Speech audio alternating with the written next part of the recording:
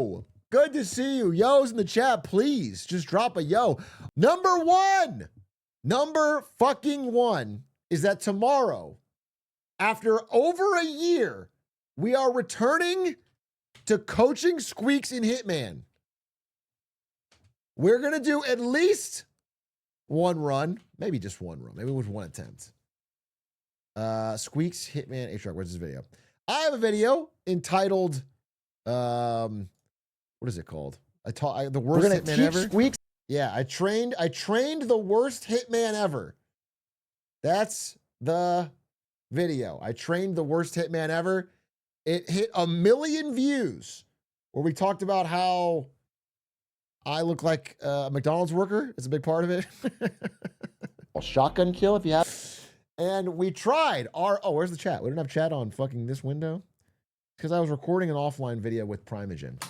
And we did not get there. I think the long and short of it is at the very end, in the back corner of the treehouse, and hit a headshot. Do not peek your head out. They will one-tap you. Okay, you can still do this. You can do this because you've killed the leader. Shoot those guys that have the angle on you. Oh, God. You missed. Yes, you did it. Kill the other 2 guys that are shooting at you, okay? Okay. 2 bullets, 2 shots. No! Oh, damn it. So Squeaks didn't get there. And we were tired. That was the last attempt.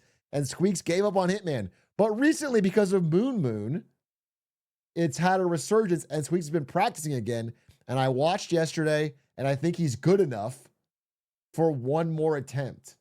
We're going to try one last chance tomorrow to see if we can get Squeaks join the pantheon of streamers who have beaten Hitman Hardcore Freelancer. I'll have to find my McDonald's worker headset just so that we maintain continuity. You wouldn't want to shock anyone. Is he finally up to your standards? Have you heard the phrase that a general goes to war with the army he's got? You ever heard that phrase? My standards are a little bit too high. I have Squeaks, and we have to make that work. If you guys know Primogen, oh, he's finally awake. Primogen is a YouTuber who covers tech news, and we did an episode today about Coinbase's so-called AI layoffs. The long story short is that Coinbase fired 14% of their company, and they said it was because they were pivoting to AI. And then we sort of looked into it and realized that like Coinbase is losing money over fist. And they immediately right afterwards had a huge outage. They laid off all these engineers. They said pivot to AI, and then they had a big fucking outage. So it was kind of an interesting story, and then we covered that. And then also, this is like, this is just for the live viewers because it's not going to be a clip because it's already a clip. I found this to be very hilarious. Let me see if I can find it. Where's this? There's this. I mean, some of you might be seeing it. If some of you actually have JOBs, I won't say the full word to piss anybody off. But if some of you have jobs, and you, especially white collar jobs, there's a lot of push to like use AI more, even if it doesn't make sense. They're just trying to a lot of people are trying to force it down from the top is the use more AI. And so, I wonder if I can find this. Where is it? Well, I've got a slide for it. I'll just pull up the slide. This one. Okay. Yeah. So Amazon was rewarding employees based on how many tokens they use with AI. And so all the employees just figured out that they could create basically ways to generate fake tokens, just to do fake work. Yeah, they made this in-house mesh claw tool they created. And basically every token used cost the company money. So all these employees were just burning tokens, doing useless work to climb a leaderboard so they could get promoted. So Amazon was wasting money on the tokens and wasting money promoting the wrong employees. And burning energy.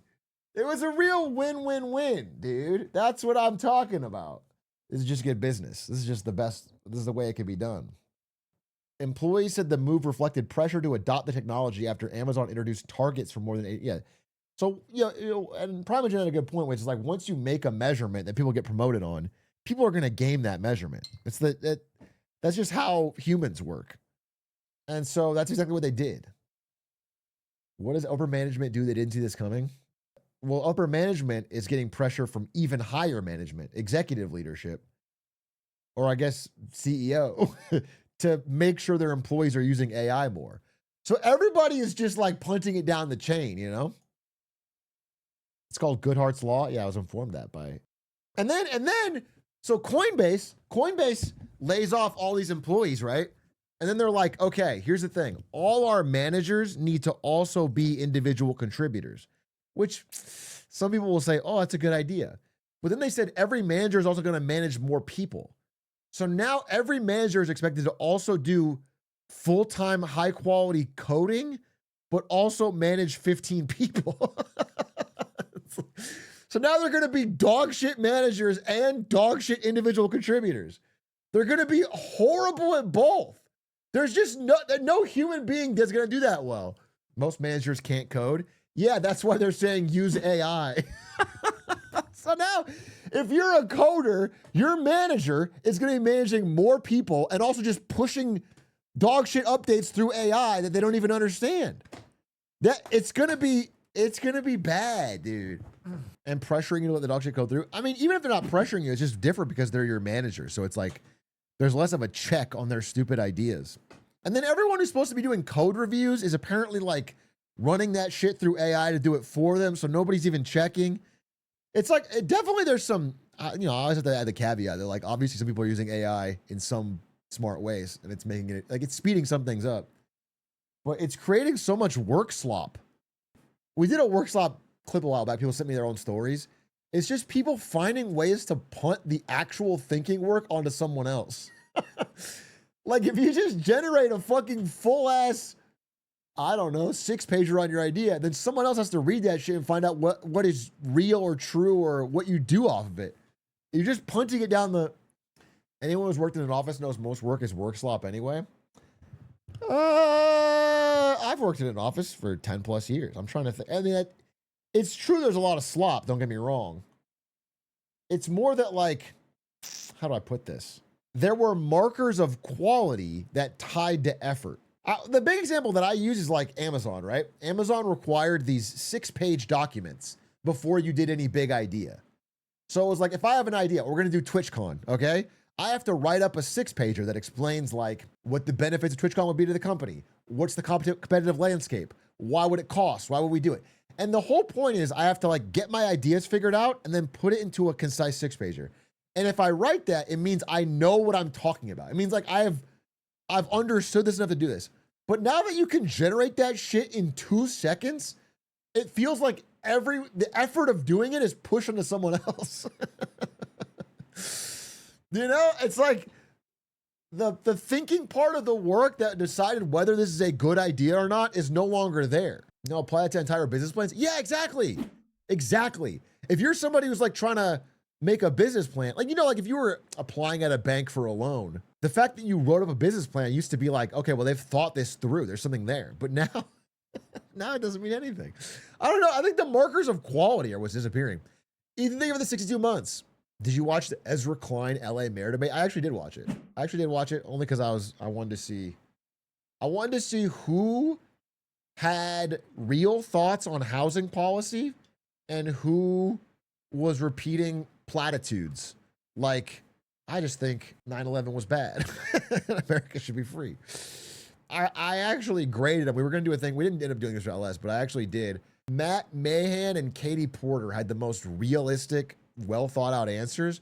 Although what's interesting, I don't know if you got, I mean, this is like so in the weeds. Katie Porter staffer video. I don't know if you guys have seen this. Apparently this tanked her whole campaign. Did I show you this or was this on to air pollution and other problems, and the state could lose get out of my shot.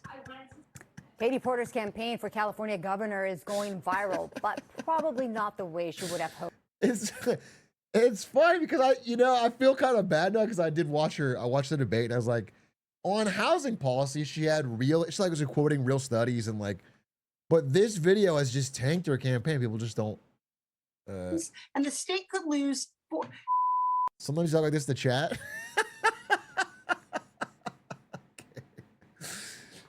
Don't compare how I talk to chat to Katie Porter's outburst. Out of my shot. Sometimes you guys are in my shot, though. You ever think about that? You ever apologize? No, I'm nice to chat, bro. I'm nice to chat. Real Echo, thank you for the 8 months. She didn't think about Year of Kindness, that's for sure. Crazy to point your webcam at your messy ass kitchen in the first place. Not that crazy, actually. Voters want to see you as a regular person in a real house. The more pristine your background, the more out of touch you seem. I don't vote for pores. Dude who only likes rich old politicians and has been so happy for decades. What's there to complain about? Politicians have never been richer and never been older. This is awesome. I'm in heaven. Ningo, thank you for the 21 months. Ihaka, thank you for the 6 months of tier 3. You said, holy 6 months of gobbling glizzies. I feel like a little piggy, oink, oink.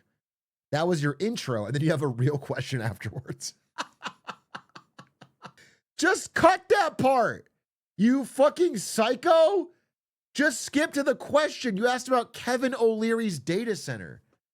Yeah, I think, as I've always said, Kevin O'Leary's a great man. Kevin O'Leary's a great man who can do no wrong. What you don't understand is that he was on Shark Tank. All right? You understand that. He paddled Chalamet's ass in a movie. Do you understand? Is that not getting clear to you? Are you not? He's called Mr. Wonderful. He takes a ping pong paddle and paddles Timothée Chalamet's ass. And you're telling me he shouldn't run a data center. I just don't get you. I don't understand your politics. If that should qualify you. What's not clocking? He once, many times, told Shark Tank pitchers that they should take his smaller offer because he could use his social media cannon. And then he would tweet them out to 8 likes. I mean, that's called motion, bro. That's called motion. So I really don't see what there is to dislike. I guess I'm just trying to. In the USA, are you seeing Aussie punters major push to gas tax on your news? You've put in 2 separate links and a lot of stuff in this. I have read the trading game. I thought Gary's claims about City were goofy. Jimble's the Great, they give the 2 months. Australian budget proposal dropped 15 hours ago. You have to read about it. I'm not read up on it. Today, I worked on the Coinbase AI layoffs and the general AI layoffs hoax story. If you look under the hood of almost every AI layoff, it's just a real layoff that wants to seem cool. Almost every AI. I mean, I think there's some truth. They're not hiring new entry-level positions as they figure out whether they can do those with AI. I think that is a real thing. But in terms of actual layoffs, it's just companies that want to lay off because they're not doing well financially. What's a fake layoff? It's not that the layoff is fake, it's that the rationale is fake. It's if a company lays off because of AI, it sounds like, oh, well, this is a future forward company that wants to be on the cutting edge. We should reward them. If they lay off normally, it's like, oh, this is a company that dramatically overhired or is shrinking. We should punish them. That's the difference. And so everybody's doing it. When are you laying off your editors for AI? I'm going to have ChatGPT edit all my videos from now on. Just going to feed it in there and tell it to, as soon as possible. Oh, last story that I wanted to hit. I actually hit quite a number of stories today. I really, really wanted to hit this OpenAI story. Where did I put it? Because I think it's an interesting part of the AI backlash we're seeing. And again, I'm not an AI Luddite here. It's quite useful for learning things. And I always have to say this, but I do think it has value because it's coming so fast and furious. And because there doesn't seem to be any thought into what the rules are, a lot of bad things are happening, aside from just the layoffs and possible layoffs. AI Luddite? It's just because I don't like Ludwig. No, this was the kid that died of a drug overdose because he asked ChatGPT mix kratom, which we've watched the video on, and Xanax. I mean, could you take both at the same time? Is it safe to take both? And it's not, but ChatGPT said it was. They were like, yeah, it's fine. And so he did it and then he died. And they have his fucking messages. And so it's like, it's this weird thing where, you know, I mean, obviously the kid it's not the smartest thing to do. But what's weird about ChatGPT is unlike Google, where, you know, you can be like, well, I don't know about the quality of source. ChatGPT always talks so authoritatively. It's like, yeah, it's fine.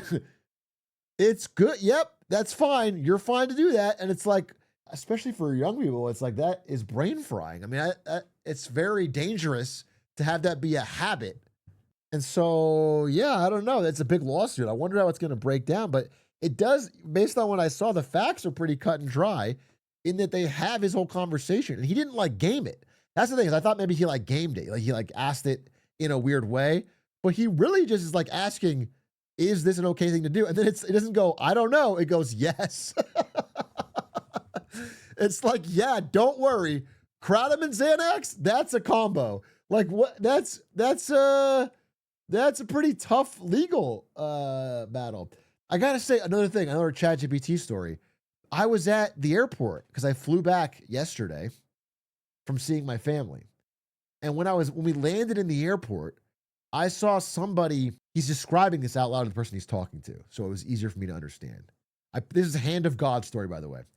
He's asking ChatGPT where he picks up his baggage, like which baggage claim,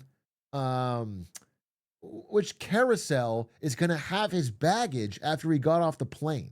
And like, this is as a man older than me, which you're going to say is impossible, but this is like a man who looked like be like in his 40s, right? Like probably a father because he had the kids with him. So do you understand how cooked we are if that is the person's first instinct? How is, I don't know. It really kind of shocked me. It really kind of shocked me. I mean, I'd Google it. Yeah, Googling it is fine. ChatGPT is essentially, in this example of a piece of information like this, ChatGPT is not in any way more knowledgeable than Google because it's just scraping Google and possibly misinterpreting it. It can't know the answer to your question, especially if it's not an updated online thing.